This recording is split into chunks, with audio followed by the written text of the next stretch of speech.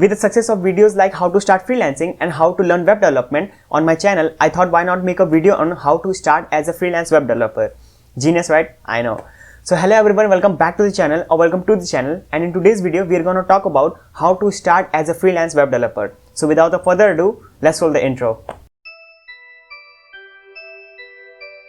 So for becoming a freelance web developer, I have divided this video into 4 parts, which are: first, what things are required to be a freelance web developer; second, how to start as a freelance web developer; third, portfolio; and the fourth one, which is the most important, tips and tricks to get clients easily. Okay, so let's talk about them one by one.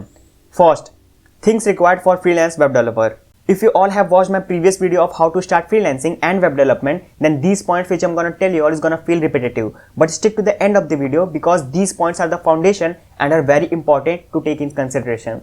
So in order to know what things are required to be a freelance web developer, we're gonna divide this word into 2 parts: freelance and web developer. So in order to be a freelance web developer, we're gonna have to focus on both the things: how to start freelancing and how to start as a web developer.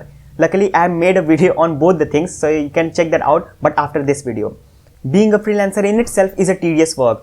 For being a freelancer, you're gonna need 4 things.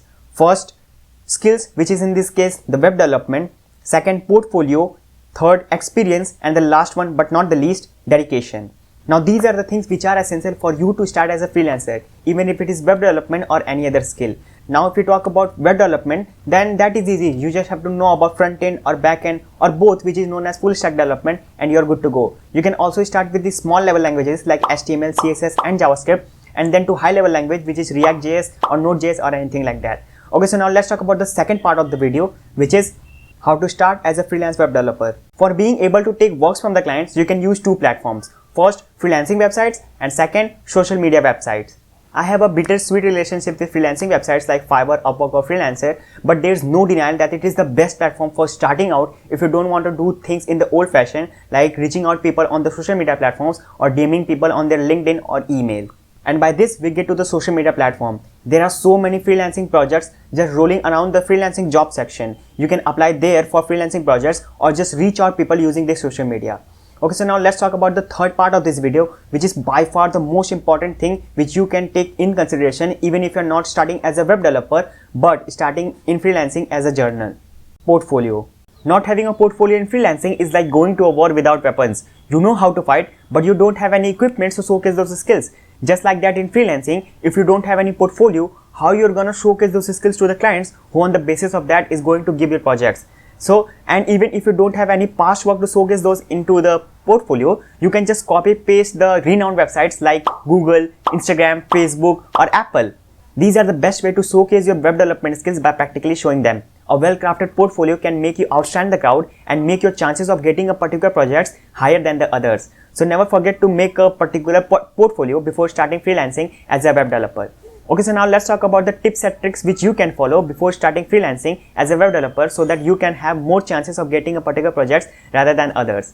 First, be more online. When using freelancing websites like Fiverr, try to be more online because there's filters like online seller where buyers can choose to see only those sellers who are online. So if you are gonna see more by the clients, then you're gonna have more chances of getting projects. Second, make a website portfolio.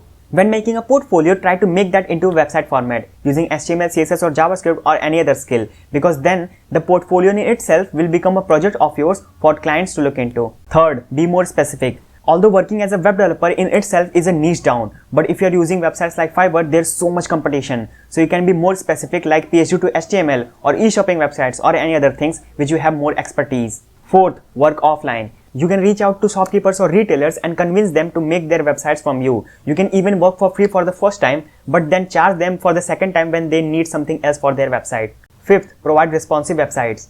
There is a large population of people on the internet who use mobile phones for accessing the internet, and clients know that. So you too focus on providing responsive websites when needed. Okay, so by this we get to the end of the video, and if you have any thoughts, questions or comments, then you can comment them in the comment section. I'll be more than happy to read them all and to answer them. Until then, I'll meet you in the next one. Peace.